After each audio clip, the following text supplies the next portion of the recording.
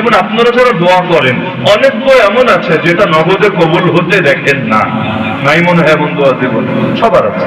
কিছু দোয়া এমন করতে দেরি, ফলাফল দেখতে দেরি না। কিছু দোয়া এমন মনে হয় কি রে, আল্লাহ কি আমার দোয়া কবুল করবে না?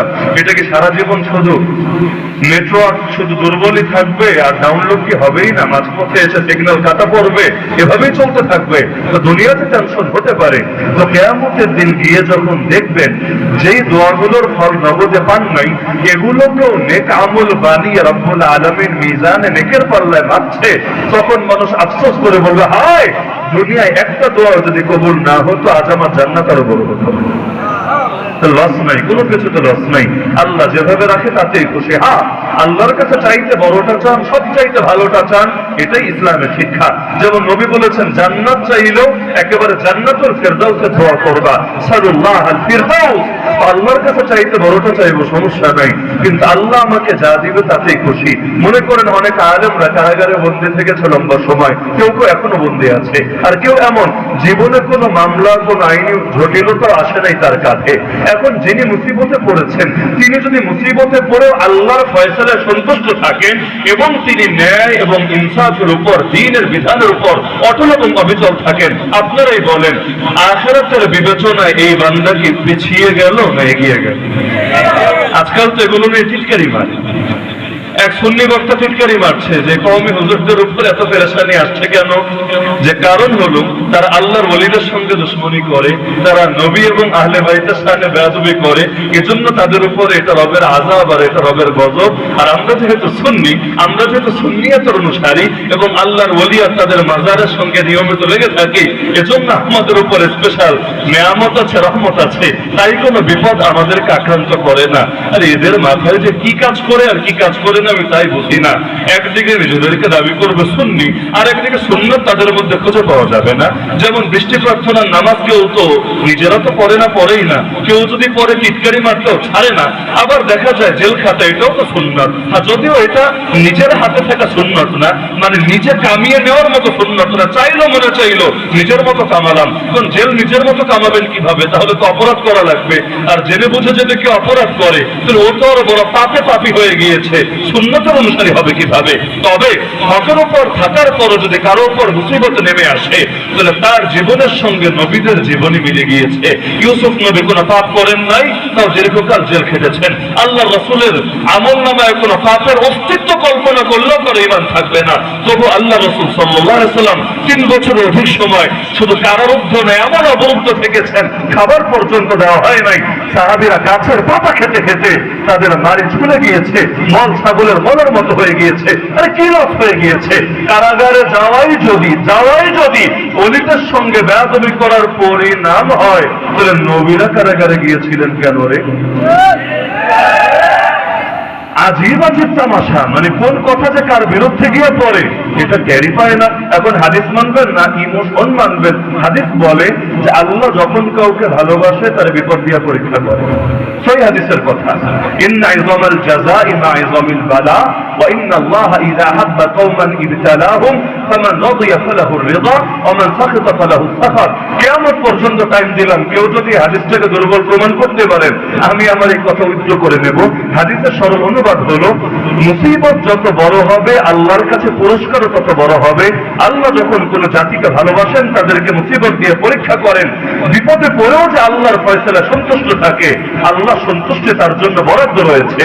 আর বিপদে পড়ে যে আল্লাহর উপর অসন্তুষ্ট হয়ে যায়, তার জন্য আল্লাহর গজব আর আল্লাহর অসন্তোষ রয়েছে।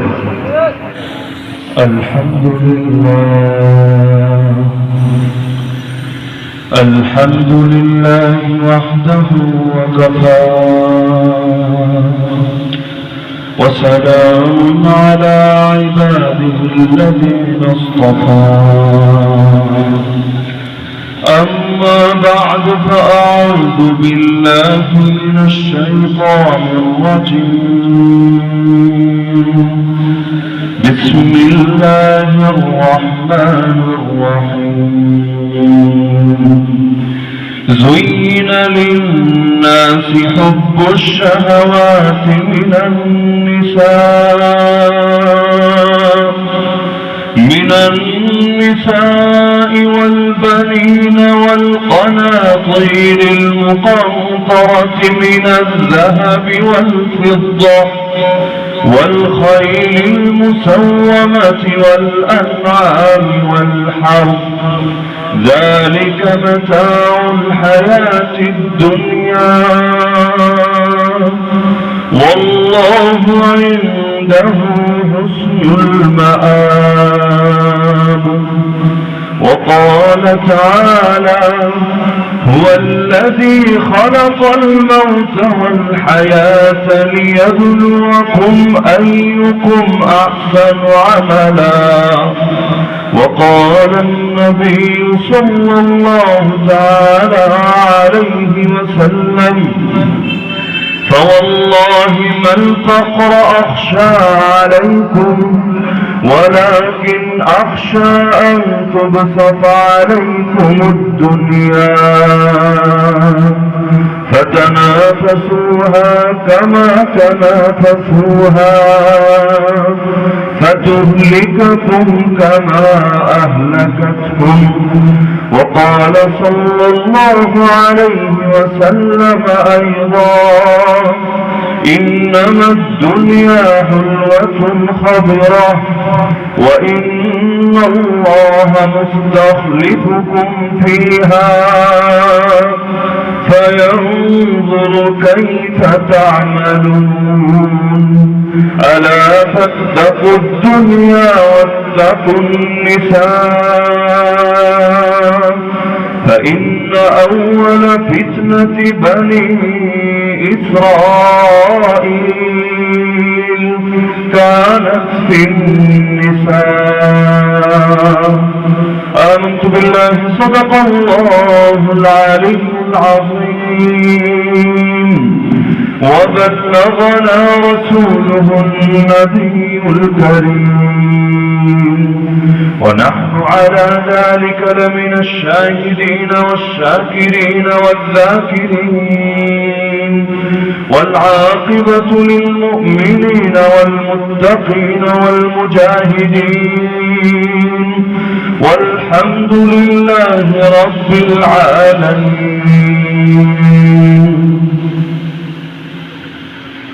জোকারদিয়া যুব কল্যাণ সংগঠনের উদ্যোগে আয়োজিত আজকের এই প্রথম বার্ষিক তাফসীরুল কোরআন মাহফিলের সম্মানিত সভাপতি আলহাজ ASM সায়েম ভূঁইয়া, নির্বাহী পরিচালক গ্লোবাল কালার ক্যাম্প, উপস্থিত আমার সাথে ওয়াজিবুল ইহতিরাম হযরত উলামায়ে কেরাম, এলাকার গণ্যমান্য মুরব্বীগণ, বিভিন্ন মাদ্রাসায় অধ্যয়নরত প্রিয় তালিবানে ইলম, স্থানীয় এবং দূর দূরান্ত থেকে আগত দিনদরদী কোরআন প্রেমী তাওহীদ জনতা এবং পর্দার আড়ালে থাকা মা ও বোনেরা, রব্বুল আলামিন জীবন এবং মৃত্যুকে সৃষ্টি করেছেন পরীক্ষা করার জন্য। সূরাতুল মুলক আয়াত নম্বর 2 কোরআনে আল্লাহ জানিয়ে দিচ্ছেন তিনি সেই সত্তা যিনি সৃষ্টি করেছেন মৃত্যু এবং জীবন যাতে তোমাদেরকে পরীক্ষা করতে পারেন আমলের বিচারে তোমাদের মধ্যে কে সর্বোত্তম। হুয়াল্লাযী খালাকাল মাউতা ওয়াল হায়াতা লিয়াবলুয়াকুম আইয়ুকুম আহসানু আমালা। তো যেহেতু রব্বুল আলামিন জীবন এবং মৃত্যুকে সৃষ্টি করেছেন পরীক্ষা করার জন্য, সুতরাং বোঝ হওয়ার পর থেকে মৃত্যু পর্যন্ত পুরো সময়টাই কাটবে পরীক্ষার মাঝে। এক এক সময় পরীক্ষা চলবে এক এক রকম করে, এটাই স্বাভাবিক। তো যেহেতু যুব সমাজের উদ্যোগে আজকের এই মাহফিল এবং প্রথম মাহফিল, এ কারণে মৌলিকভাবে আজকে আমি 3টা পরীক্ষা বা অন্য ভাষায় বললে 3টা ফিতনা, ফিতনা অর্থ পরীক্ষা। ফিতনা মানেই খারাপ জিনিস বা ফিতনা মানেই ভালো জিনিস, বিষয়টা এমন না। ফিতনা মানে পরীক্ষা। কোরআন জানাচ্ছে ওয়ানাবলুকুম বিশ-শাররি ওয়াল খাইরি ফিতনা, আমি আল্লাহ তোমাদেরকে কখনো মন্দ দিয়ে পরীক্ষা করি, কখনো ভালো দিয়ে পরীক্ষা করি। যেমন রব্বুল আলামিন বলেন ইন্নামা আমওয়ালুকুম ওয়া আওলাদুকুম ফিতনা, তোমাদের মাল ও ফিতনা, তোমাদের সন্তান ও ফিতনা। তো মাল আর সন্তান ফিতনা হওয়ার মানে কি? আমি যদি ফিতনা বলতে বুঝি, ফিতনা হলো খারাপ জিনিস, ফিতনা হলো পচা জিনিস, ফিতনা মানে হলো এটাকে দূরে সরিয়ে সরিয়ে দিতে হবে। তাহলে তো আজকে এই মাহফিল থেকে বাড়িতে গিয়ে বাচ্চা কাচ্চা যা আছে কান ধরে ঠাস ঠাস করে মারতে মারতে জঙ্গলে ফেলে দিয়ে আসবেন যে কোরআন বলেছে তোরা ফেতনা, হুজুর আজকে বয়ান শুনিয়েছে তোরা ফেতনা। তো ফেতনা তো আমার ঘরে রাখা যাবে না, যেভাবে ঘরে টিভি রাখি না, যেভাবে ঘরে আমরা বাজে জিনিস রাখি না, আমরা গান বাজনার বাদ্যযন্ত্র ইত্যাদি রাখি না, একইভাবে তোদের মতো বাচ্চার মাল সামানা কিছু রাখবো না। এভাবে যদি বাচ্চা সব বাইরে বের করে দেয় আর মাল সামানা সব মাঠে গিয়ে ফেলে দিয়ে আসে, দেশের অবস্থায় কি হবে, জনগণের অবস্থায় কি হবে? তো ফেতনা মানে পরীক্ষা। পরীক্ষা কখনো ভালো জিনিস দ্বারাও হতে পারে, পরীক্ষা মন্দ জিনিসের দ্বারাও হতে পারে। তো আজকে মৌলিকভাবে আমরা তিনটা ফেতনা নিয়ে আলোচনা করব, যেগুলো আমাদের এই যুবক ভাইদের জন্য অতি বেশি জরুরি, এবং যে তিন ফেতনা থেকে বাঁচা করলে আমি ব্যক্তিগতভাবে আশা রাখি কোরআন এবং সুন্নাহর আলোকে রব্বুল আলামিন তাদেরকে দুনিয়ার সকল ফেতনা থেকে বাঁচার পথে সহজ করে দেবেন। প্রথমে শিরোনাম তিনটা বলে নেই, এরপর অল্প অল্প করে সবগুলো সম্পর্কে মৌলিক কিছু ধারণা দিই। এক নম্বর ফিতনা হলো ফিতনাতুন নিসা বা নারীর ফিতনা। দুই নম্বর ফিতনা হলো ফিতনাতুল মাল বা সম্পদের ফিতনা। তিন নম্বর ফিতনা হলো ফিতনাতুল জাহ বা প্রভাব প্রতিপত্তি খ্যাতি প্রসিদ্ধি সেলিব্রিটিজমের ফিতনা। তো এই তিন রকম ফিতনাই এমন ফিতনা যে ফিতনাগুলোতে অধিকাংশ যুবক যুবতীরা লিপ্ত থাকে, এবং যেগুলো থেকে যদি বাঁচতে পারে আশা করা যায় দুনিয়ার সমস্ত ফিতনা থেকে বাঁচাই তাদের জন্য সহজ হবে। যেমন মালের ফিতনা। মালের ফিতনা মানে কি? রব্বুল আলামিন কাউকে দিয়ে পরীক্ষা করেন, কাউকে না দিয়ে পরীক্ষা করেন। যে দরিদ্র সেও রবের পরীক্ষার মধ্যে আছে, যে ধনী সেও রবের পরীক্ষার মধ্যে আছে। আল্লাহ একজনের থেকে শুকরিয়ার পরীক্ষা নিচ্ছেন আর একজনের থেকে সবরের পরীক্ষা নিচ্ছেন। তবে আখিরাতের বিবেচনায় দেখলে যে ধনী ব্যক্তি সে তুলনামূলক অধিক ঝুঁকিতে আছে, অধিক রিস্কে আছে, ওই ব্যক্তির তুলনায় দুনিয়ার মধ্যে যে দরিদ্র অবস্থায় জীবন যাপন করছে।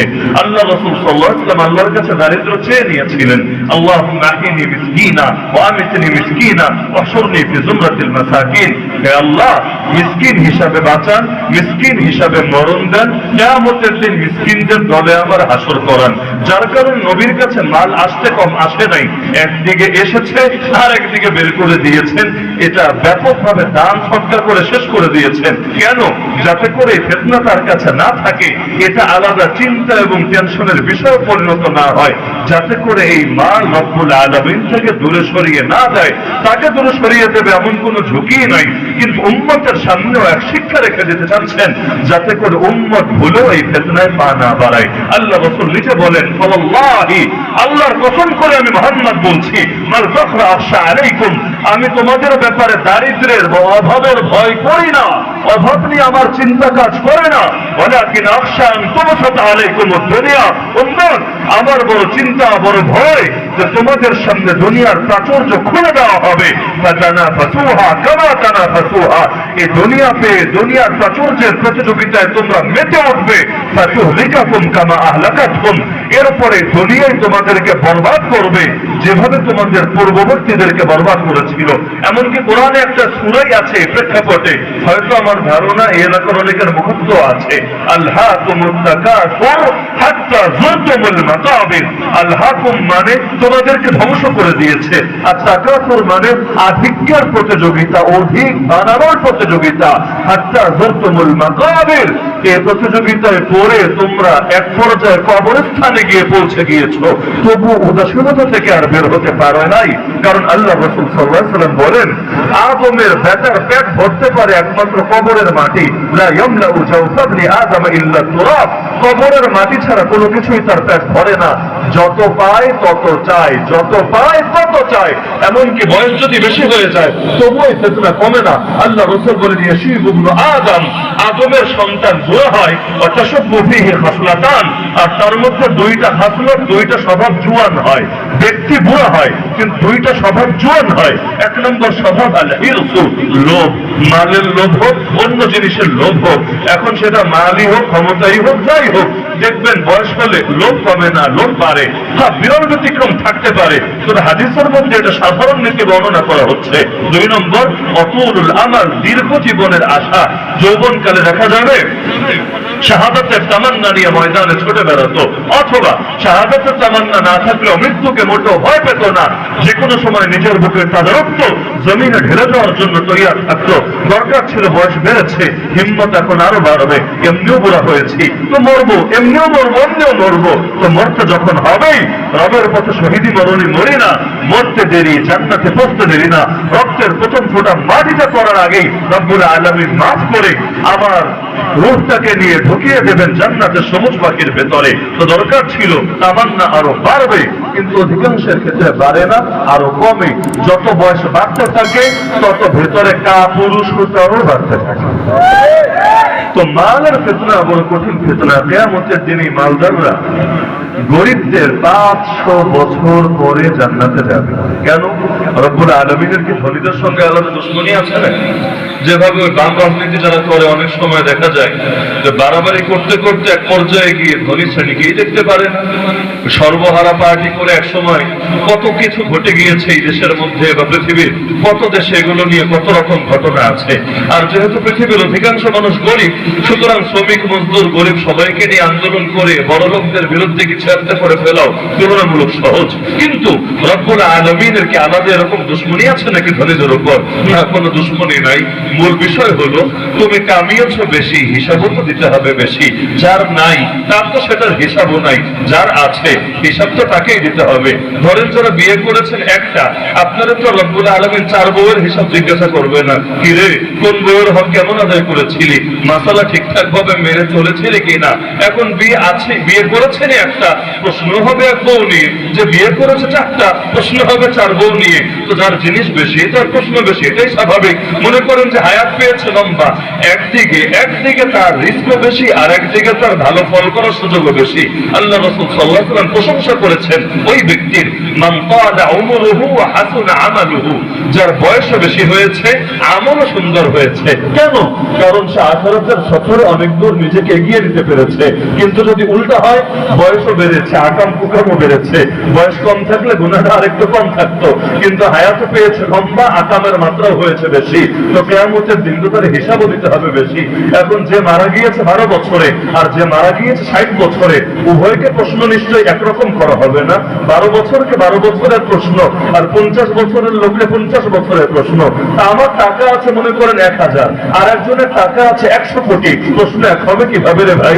আমি তো 1000 এর হিসাব দিয়ে একেবারে জান্নাতে গিয়ে পায়ের ওপর পা তুলে নিয়ামতে ডুবে থাকবো, আর 100 কোটি ওয়ালা হিসাব দিতে দিতে দিতে দিতে দিতে দিতে একেবারে বড় টেনশনে থাকবে। এ কারণে দেখা যাবে হিসাব দিতেও তার সময় যাবে বেশি, জান্নাতে ঢুকতেও সময় লাগবে বেশি। তো যার আছে কম তার পেরেশানিও কম। এজন্য দরিদ্র ব্যক্তি আল্লাহ তাআলার কাছে সহজেই পার পাবে আশা করা যায়, কারণ তার হিসাবটা সহজ হবে। যদি আবার এমন না হয় যে অনেকে আছে যে দরিদ্র হয়েছে কিন্তু এখন আমলেও আবার পিছিয়ে গিয়েছে। নামাজের কথা বলবে হুজুর আমি রিক্সা চালায় খাই, আমি যদি এখন মসজিদে যাই তাহলে এটা তো আলাদা একটা টেনশনের বিষয়, এগুলো বড় লোকরা করবে। এমন যদি হয় তাহলে ওই দরিদ্রের কথা আলাদা। এখানে এমন দরিদ্র আর এমন ধনী ব্যক্তির আলাপ হচ্ছে যে আমলের বিবেচনায় উভয় সমান, কিন্তু একজনের মাল বেশি আর একজনের মাল কম। এখন যদি এমন হয় দরিদ্র ব্যক্তি পুরাই গুনাহগার আর ধনী ব্যক্তি গোটা জীবনটা কাটিয়ে দিল নেক আমলে, নিঃসন্দেহে উভয়ের ক্ষেত্রে পরিণতি এক হবে না, বরং এখানে ধনী ব্যক্তি এগিয়ে যাবে। যেমন ওসমান রাদিয়াল্লাহু আনহু ধনী ছিলেন না গরিব ছিলেন? বিরাট বড় ধনী, নামের সঙ্গে লেগে গেছে গানি। গানি এটা তার নাম না, গানি শব্দের অর্থই ধনী। তা আল্লাহ তাআলা তাকে ধন দিয়েছিলেন, মনও দিয়েছিলেন। এক তাবুক যুদ্ধে এই পরিমাণ দান করেছিলেন যেটা বর্তমান জামানার হিসাবে প্রায় 100 কোটির সমান। তো এক জিহাদে যদি এই পরিমাণ দান করে, বাকি সারা জীবন দান করে নাই এমন তো না। আল্লাহ তাআলা যদি কাউকে ধন দেন, মন দেন, তার নিয়ে ঈর্ষা করা উচিত। হাদিসের মধ্যে আছে যে 2 শ্রেণীর মানুষকে নিয়ে তোমরা ঈর্ষা করতে পারো, জায়েজ আছে তোমাদের জন্য। লা হাসাদা ইল্লা ইসনাইন, এক শ্রেণীর মানুষ হলো রাজুলিন আও রাজুলুন, যেভাবেই পড়েন আতাহুল্লাহুল হিকমা, যাকে আল্লাহ ইলম দিয়েছেন, হিকমত দিয়েছেন, সে এখন ইলমের আলোকে নিজ আমল করে মানুষের মধ্যে প্রচার বিচার করে এবং ইলমের আলোকে বিচার ফয়সালা করে। আরেক শ্রেণীর মানুষ আল্লাহ যাকে মাল দিয়েছেন, সম্পদ দিয়েছেন, সেটাকে সে আল্লাহর রাহে, আল্লাহর রাস্তায় ব্যয় করে।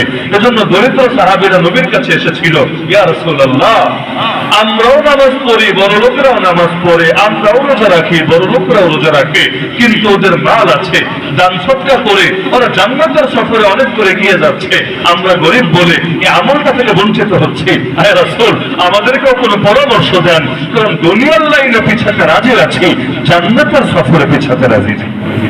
আল্লাহ রাসূল তাদেরকে পরামর্শ দিলেন, তাহলে তোমরা বেশি বেশি জিকির করো, তাসবিহ করো, মানুষের সাথে উচ্চাপ কথাবার্তা বলো, কাউকে কারোর সাথে দেখা সাক্ষাৎ হলো হাসি মুখে কথা বলো, আল্লাহ এগুলোর বিনিময়েও তোমাদের আমলের মধ্যে সদকা সওয়াব লিখে দিবেন।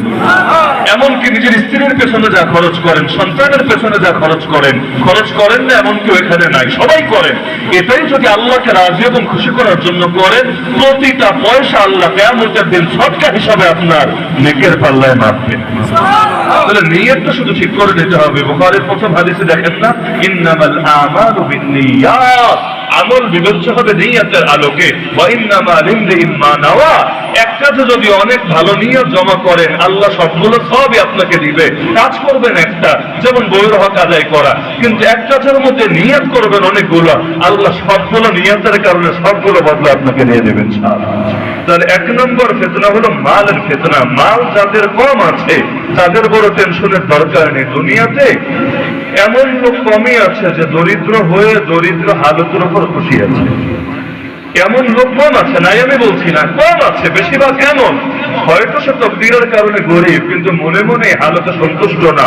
অথচ যেই গরিবান হালত আল্লাহর নবী আল্লাহর কাছে চেয়ে নিয়েছে, আরে সেটাতে আমি অসন্তুষ্ট হব কি কারণে? আমি তো আমার রবের গোলাম, আরে রব আমাকে যা দিবেন তাতেই আমি খুশি।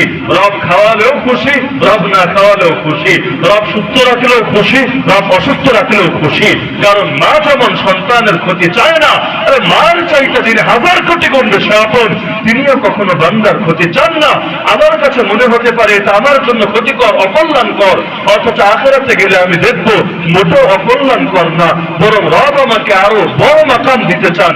আমল দ্বারা এত বড় মাকাম আমি পাওয়ার কথা না, কারণ আমলের যে হালত তা দিয়ে সর্বোচ্চ এই সাইজের জান্নাত পাবো। কিন্তু আল্লাহ বড় ভালোবাসে, বড় মায়া করে আমাকে, এজন্য বিভিন্ন আপদ মুসিবত দিয়ে আল্লাহ আমার জান্নাতটাকে বড় দেয় এই পরিমাণে। তো এখন দুনিয়াতে বসে বুঝে আসে না, যেদিন বুঝে আসবে মানুষ আফসোস করবে। যেমন আপনারা যারা দোয়া করেন, অনেক বই এমন আছে যেটা নগদে কবুল হতে দেখেন না, নাই মনে হয় এমন দোয়া দেবেন, সবার আছে। কিছু দোয়া এমন করতে দেরি, ফলাফল দেখতে দেরি। কিছু দোয়া এমন মনে হয় কি রে, আল্লাহ কি আমার দোয়া কবুল করবে না? এটা কি সারা জীবন শুধু নেটওয়ার্ক শুধু দুর্বলই থাকবে আর ডাউনলোড কি হবেই না, মাঝপথে এসে সিগন্যাল কাটা পড়বে, এভাবেই চলতে থাকবে? তো দুনিয়াতে টেনশন হতে পারে।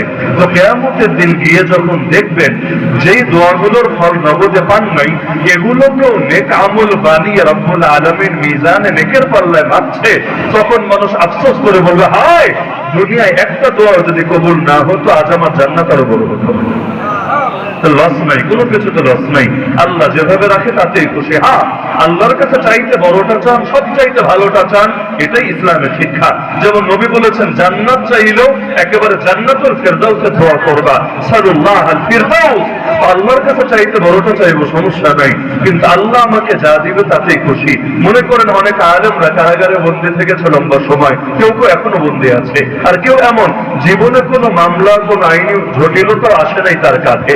এখন যিনি মুসিবতে পড়েছেন, তিনি যদি মুসিবতে পড়েও আল্লাহর ফয়সালায় সন্তুষ্ট থাকেন এবং তিনি ন্যায় এবং ইনসাফের উপর, দ্বীনের বিধানের উপর অটল এবং অবিচল থাকেন, আপনারাই বলেন আখিরাতের বিবেচনায় এই বান্দা কি পিছিয়ে গেল না এগিয়ে গেল? আজকাল তো এগুলো নিয়ে টিটকারি মারে। এক সুন্নি বক্তা টিটকারি মারছে যে কওমি হুজুরদের উপর এত পেরেশানি আসছে কেন? যে কারণ হলো তারা আল্লাহর ওলিদের সঙ্গে দুশমনি করে, তারা নবী এবং আহলে বাইতের সাথে বেয়াদবি করে, এজন্য তাদের উপর এটা রবের আযাব আর এটা রবের গজব। আর আমরা যেহেতু সুন্নিয়াতের অনুসারী এবং আল্লাহর ওলি আর তাদের মাজারের সঙ্গে নিয়মিত লেগে থাকি, এজন্য আমাদের উপর স্পেশাল নেয়ামত আছে, রহমত আছে, তাই কোনো বিপদ আমাদেরকে আক্রান্ত করে না। আর এদের মাথায় যে কি কাজ করে আর কি কাজ করে না আমি তাই বুঝি না। একদিকে নিজেদেরকে দাবি করবে সুন্নি, আর একদিকে সুন্নাত তাদের মধ্যে খুঁজে পাওয়া যাবে না। যেমন বৃষ্টি প্রার্থনার নামাজ কেউ তো নিজেরা তো পড়ে না, পড়েই না, কেউ যদি পড়ে টিটকারি মারতেও ছাড়ে না। আবার দেখা যায় জেল খাতা, এটাও তো সুন্নাত। আর যদিও এটা নিজের হাতে থাকা সুন্নাত না, মানে নিজে কামিয়ে নেওয়ার মতো সুন্নাত না, চাইলো মনে চাইলো নিজের মতো কামালাম। কারণ জেল নিজের মতো কামাবেন কিভাবে? তাহলে তো অপরাধ করা লাগবে। আর জেনে বুঝে যদি কেউ অপরাধ করে তাহলে ও তো আরো বড় পাপে পাপী হয়ে গিয়েছে, সুন্নতের অনুসারী হবে কিভাবে? তবে হকের উপর থাকার পরও যদি কারো উপর মুসিবত নেমে আসে তাহলে তার জীবনের সঙ্গে নবীদের জীবনী মিলে গিয়েছে। ইউসুফ নবী কোনো পাপ করেন নাই, তাও দীর্ঘকাল জেল খেটেছেন। আল্লাহ রসুলের আমল নামায় কোনো পাপের অস্তিত্ব কল্পনা করলেও করে ইমান থাকবে না। তবু আল্লাহ রসুল সাল্লাল্লাহু আলাইহি ওয়াসাল্লাম 3 বছরের অধিক সময় শুধু কারারুদ্ধ নয়, এমন অবরুদ্ধ থেকেছেন, খাবার পর্যন্ত দেওয়া হয় নাই। সাহাবীরা গাছের পাতা খেতে খেতে তাদের নারী ঝুলে গিয়েছে, মল ছাগলের মলের মতো হয়ে গিয়েছে। আরে কি লস হয়ে গিয়েছে? কারাগারে যাওয়াই যদি অলিদের সঙ্গে বেয়াদবি করার পরিণাম হয়, তাহলে নবীরা কারাগারে গিয়েছিলেন কেন রে? আজীব তামাশা। মানে কোন কথা যে কার বিরুদ্ধে গিয়ে পড়ে এটা টেরি পায় না। এখন হাদিস মানবেন না ইমোশন মানবেন? হাদিস বলে যে আল্লাহ যখন কাউকে ভালোবাসে তার বিপদ দিয়ে পরীক্ষা করে। সেই হাদিসের কথা, ইন্না ইযমাল জাযাই মা ইযমিল বালা ওয়া ইন্না আল্লাহা ইযা হাব্বা কওমান ইবতালাহুম ফামান রাদিয়া ফালাহু রিদা ওয়া মান সাখিতা ফালাহু সাখাত। কিয়ামত পর্যন্ত টাইম দিলাম, কেউ যদি হাদিসটাকে দুর্বল প্রমাণ করতে পারেন আমি আমার এই কথা উদ্ধৃত করে নেব। হাদিসের সরল অনুবাদ হলো, মুসিবত যত বড় হবে আল্লাহর কাছে পুরস্কারও তত বড় হবে। আল্লাহ যখন কোন জাতিকে ভালোবাসেন তাদেরকে মুসিবত দিয়ে পরীক্ষা করেন। বিপদে পড়েও যে আল্লাহর ফয়সালা সন্তুষ্ট থাকে, আল্লাহ সন্তুষ্টি তার জন্য বরাদ্দ রয়েছে। আর বিপদে পড়ে যে আল্লাহর উপর অসন্তুষ্ট হয়ে যায় তার জন্য আল্লাহর গজব আর আল্লাহর অসন্তোষ রয়েছে। এমনকি সহিহ বুখারীতে হাদিস আছে, আশাদ্দুন নাসি বালান আল আম্বিয়া, সবচাইতে কঠিন পরীক্ষায় আক্রান্ত হন নবীরা। সুম্মাল্লাযীনা ইয়ালুনাহুম সুম্মাল্লাযীনা ইয়ালুনাহুম, এরপর যারা নবীদের যত কাছে তাদের পরীক্ষা তত বেশি। কারণ ইমাম আবু হানিফা কারাগারে লাশ হন নাই, তার খাবারের সঙ্গে বিষ মিশিয়ে দেওয়া হয় নাই। তো এই জনতা এরা তো নিজেদেরকে ইমাম আবু হানিফার অনুসারীও দাবি করে, যেমন আমরাও দাবি করি। আমরা দাবি করি বলে আমরা তো গর্বের সাথে বলি আমরা কারাবন্দি ইমামের কারাবন্দি অনুসারী। কিন্তু তারা যদি বলে যে বিপদ আসা এটা ভণ্ড হওয়ার আলামত, তাহলে নবীদের ব্যাপারে, সাহাবীদের ব্যাপারে, ইমামদের ব্যাপারে, ওলিদের ব্যাপারে কি বলবে? পৃথিবীর বুকে এমন কোন ওলি, এমন কোন আলেম, এমন কোন নবী বিগত হন নাই যার জীবনে মুসিবত আসে নাই। কোরআনই সাক্ষী, হাদিসই সাক্ষী। এমনকি দুশমন ছিল না এমন নবীও দুনিয়াতে ছিল না। আল্লাহর আয়াত, ওয়াকাযালিকা জাআলনা লিকুল্লি নাবিয়্যিন আদুওয়াম মিনাল মুজরিমিন, এভাবেই আমি আল্লাহ প্রত্যেক নবীর জন্য দুশমন রেখেছি অপরাধীদের মধ্য থেকে। কেন? কারণ সকলে বুঝতে পারছেন পরীক্ষা করার জন্য এবং উম্মতের সামনে একটা মডেল, একটা আদর্শ কায়েমের জন্য। আল্লাহ চাইলে নবীর গা থেকে এক ফোঁটা রক্ত ঝরানো ছাড়াও আল্লাহ ইসলামকে জিন্দা করতে পারতেন, কিন্তু আল্লাহ নবীর গা থেকে রক্ত ঝরিয়ে দেখিয়ে দিয়েছেন যে ইসলামের গোড়ায় নবীর রক্ত ঝরতে পারে। ওই ইসলামের জন্য গোটা উম্মত নিজেদেরকে কোরবান করতে পারে হাসি মুখে। সুতরাং এতে আফসোসের কি আছে? আর কারাগারে যাওয়া যদি সুন্নি জনতার বদদোয়ার পরিণাম হয়, তাহলে কারাগার থেকে বের হয়ে যে এক একজন আকাশের তারকা হয়ে যায়। ঢোকার সময় যে জনপ্রিয়তা নিয়ে ঢোকে, বের হওয়ার পর যে এর চাইতে কোটি গুণ বেশি জনপ্রিয় হয়ে যায়, এইটা চাইলে কার বদদোয়ার ফল রে ভাই? নাকি বদদোয়া এটা 1-2 বছর কাজ করে তারপর আবার ব্যাকফায়ার করে? দেখা যায় যে বদদোয়া উল্টা তাদের দিকে ফিরে, আর যার ব্যাপারে বদদোয়া দিল তার জন্য আর নতুন নতুন ফজিলত নেমে আসে। এমন হলে লস নাই। আর এই ওলি আবার কেমন ওলি যে শুধু হুজুরদের বিরুদ্ধে বদদোয়া দিতে পারে, হুজুরদেরকে জেলে ঢুকাতে পারে, তবে তার এই ক্ষমতা নাই জালেমের বিরুদ্ধে দোয়া টোয়া করে কিছু একটা করবে। ওই লাইনে তার দোয়া কাজ করে না, দোয়া খালি একদিকেই বাইর হয়, শুধু হুজুরদের বিরুদ্ধে গিয়েই লাগে। নাউযুবিল্লাহ মিন যালিক। এগুলোকে আল্লাহর ওলির শান বলে না, এগুলোকে ভণ্ডামির আলামত বলে। তাহলে 1 নম্বর ফিতনা হলো আমাদের জন্য মালের ফিতনা। রব্বুল আলামিন যাদেরকে মাল কম দিয়েছেন আল্লাহর উপর খুশি আছেন না বেজার হয়ে গিয়েছেন? খুশি আছেন তো?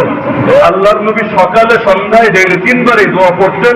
আমি আপনাদেরকে অনুরোধ রাখি, যাদের পক্ষে শেখা সম্ভব আপনারাও নবীর সুন্নাত আমলটাকে চালু করতে পারেন। আল্লাহর নবী সকালেও পড়তেন 3 বার, বিকালে বা সন্ধ্যায়ও পড়তেন 3 বার। কি দোয়া? রাদিতু বিল্লাহি রাব্বা ওয়াবিল ইসলামি দীনা ওয়া বিমুহাম্মাদিন সাল্লাল্লাহু আলাইহি ওয়াসাল্লাম নবিয়্যুন ওয়া রাসূলা।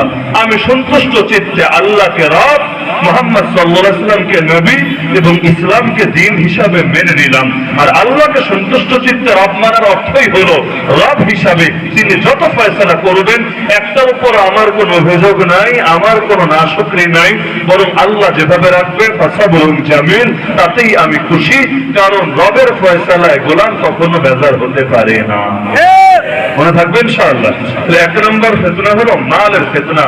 মালের ফিতনা থেকে নিজেকে হেফাজত যদি করতে পারেন আর নবীর রেখে যাওয়া একটা সুন্নতি আদর্শ যদি ভেতরে ধারণ করতে পারেন, সে আদর্শের নাম আরবিতে বলে কানাআত, বাংলায় বলে অল্পে তুষ্টি।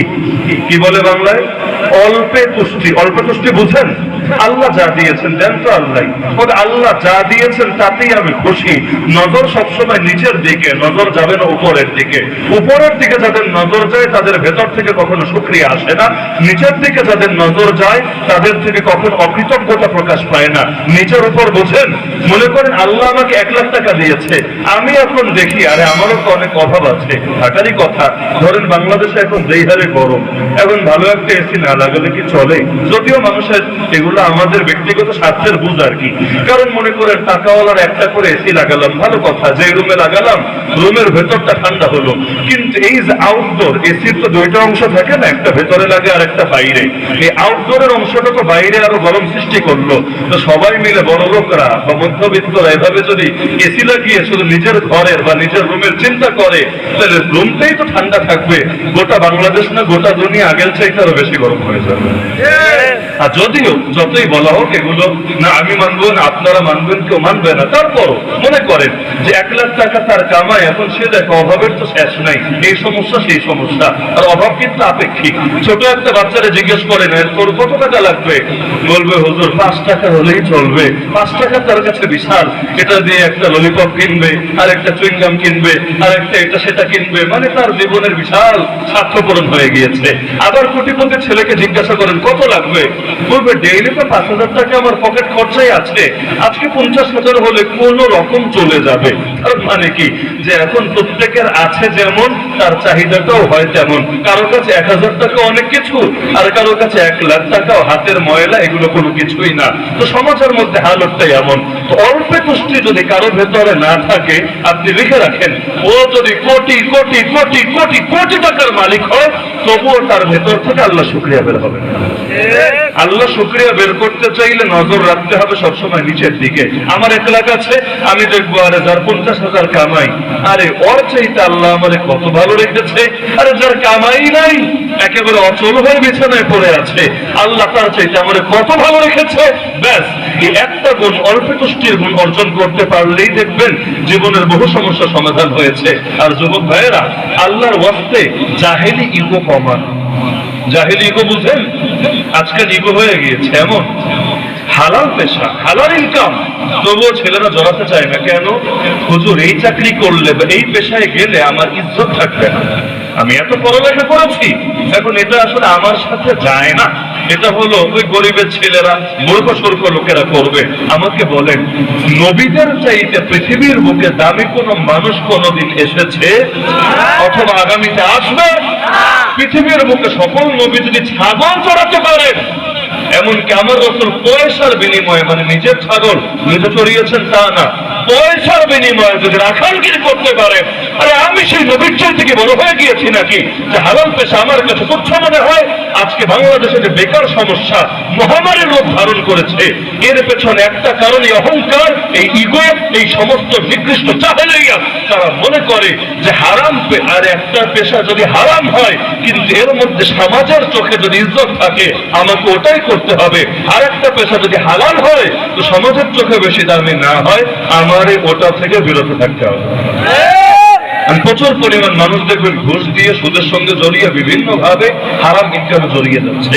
যারা হারাম ইনকামে জড়াচ্ছে এদের বড় একটা অংশে এমন, তারা চাইলে ভিন্ন কোনো উপায়ে হালাল উপার্জন করতে পারত, টাকা হয়তো এর চাইতেও বেশি কামাতে পারত, কিন্তু ওটাকে তাদের কাছে মান হানিকর মনে হচ্ছে। আলহামদুলিল্লাহ অনেক যুবক তরুণ আছে যারা দেখা যায় যে এই সমস্ত ইগোটিকো বাদ দিয়ে হালাল যে কোনো পেশায় জড়িয়ে যাচ্ছে।